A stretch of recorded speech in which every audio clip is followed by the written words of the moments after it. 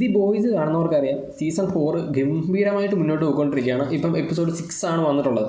ഇപ്പോൾ തന്നെ നമുക്കറിയാം ബില്ലി ബുച്ചറിന് ആ ഒരു കോമ്പൗണ്ട് വി, ആ ഒരു V24 എന്ന് പറയുന്ന കോമ്പൗണ്ട് വി എടുത്തതിന് ശേഷം, സൂപ്പർ പവർ കിട്ടിയതിന് ശേഷം പുള്ളിയുടെ സൈഡ് എഫക്ട്സ്, ആ ഒരു ഹലൂസിനേഷനൊക്കെ ഉണ്ടായിരുന്നു. ആദ്യം പുള്ളി ബെക്കയെ കാണുന്നുണ്ടായിരുന്നു, അതിനുശേഷം ജോയുമായിട്ടുള്ളൊരു കോംബോ വരുന്നു കഴിഞ്ഞ 2 എപ്പിസോഡായിട്ട്. അപ്പോൾ നമ്മൾ ആദ്യം വിചാരിച്ചത് ജോ എന്ന് പറയുന്നത് റിയൽ ക്യാരക്ടർ ആണെന്നാണ്. പക്ഷേ അത് കഴിഞ്ഞിട്ട് ഒരു റൂമർ ഉണ്ടായിരുന്നു ജോ ഹാലൂസിനേഷൻ ആണെന്നുള്ളത്.